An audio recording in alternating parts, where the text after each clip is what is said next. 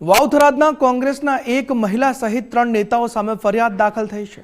ગેનીબેનના સમર્થનમાં આવેદનપત્ર દરમિયાન પોલીસ સાથેના વિવાદમાં આ ફરિયાદ નોંધવામાં આવી છે। મહિલા કોંગ્રેસ સમિતિના પ્રમુખ ગીતા નાઈ પર ગંભીર આરોપ સાથે ફરિયાદ દાખલ થઈ છે। પોલીસ કર્મચારીઓ સાથે ઝપાઝપી કરી ફરજમાં રૂકાવટ અવરોધની ફરિયાદ કરવામાં આવી છે।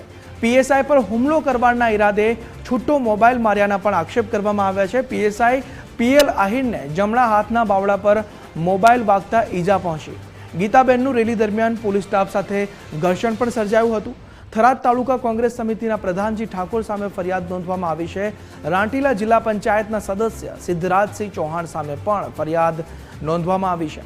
મંજૂરી વગર રેલી યોજી પોલીસ જાહેરનામાનો ભંગ કરવામાં આવ્યો તેવો પણ ફરિયાદમાં ઉલ્લેખ કરવામાં આવ્યો છે। પીએસઆઈએ કોંગ્રેસના મહિલા સહિત 3 નેતાઓ સામે ફરિયાદ નોંધાવી દીધી છે।